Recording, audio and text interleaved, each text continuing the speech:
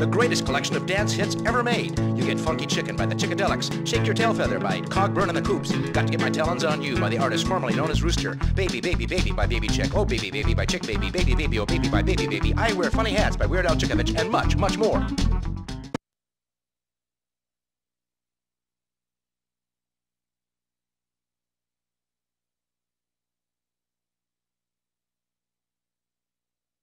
Welcome to the first ice level of Mort the Chicken. I know there's at least 2. I can't promise you there's more than 2. In this level, 3 of the chicks are just sitting right on the ground.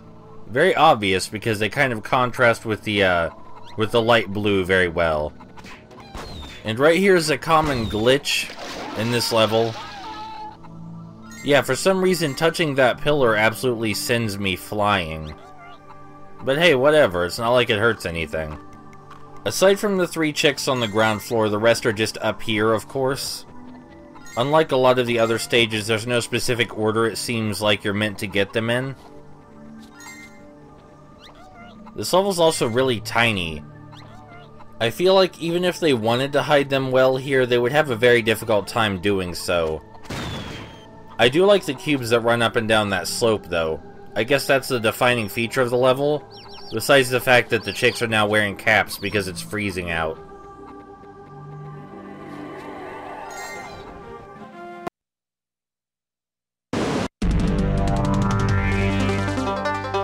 I'm Chicken Little. And I'm Henny Penny.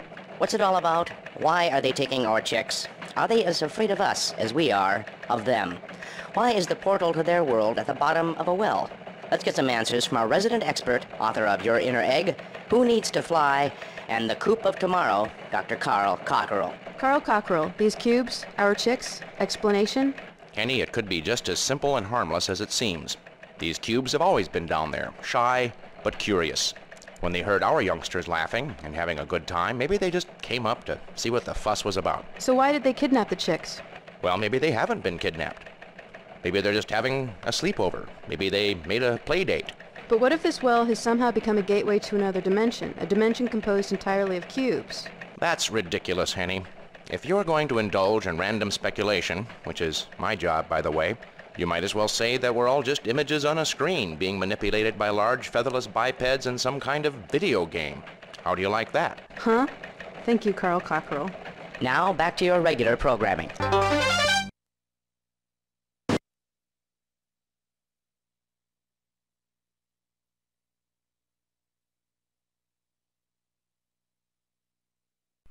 This next one feels a bit like a joke level.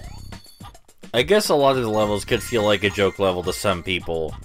But this one just has a whole bunch of coins and only one chick that's just sitting around in plain sight. So there's no challenge to be had here. Not that this game is about challenge to begin with.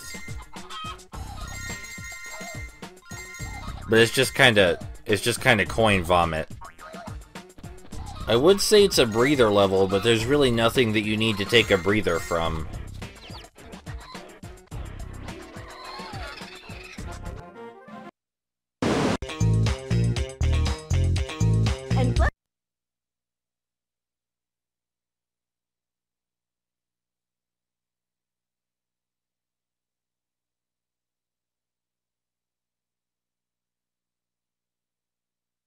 This level is a very good example of the reason I like Mort the Chicken, aside from just the cutscenes, of course. This level's big, it's colorful, the chicks are relatively well hidden. There's a lot of nooks and crannies to explore, and did I mention it's colorful? There's also a spring power-up in this level that actually feels like it was placed there for a good reason. A lot of the power-ups feel like they're randomly placed.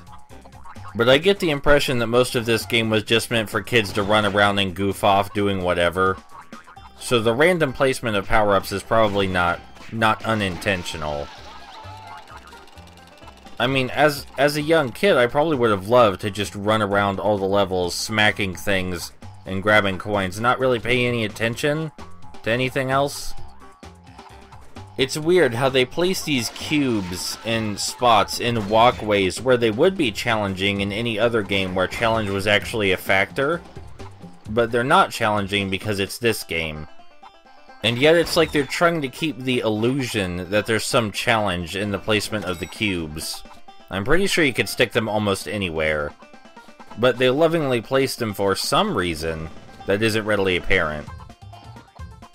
I think this particular level is fun either way, just because there's so many places to climb up to. I guess maybe this game is like a virtual playground. They should have marketed it that way. I think that would have, well, no, that wouldn't affect sales at all, but it would have been honest. And even though it's for young kids, it's not like you can pretend this is educational. I guess it does get a little bit educational at the very end.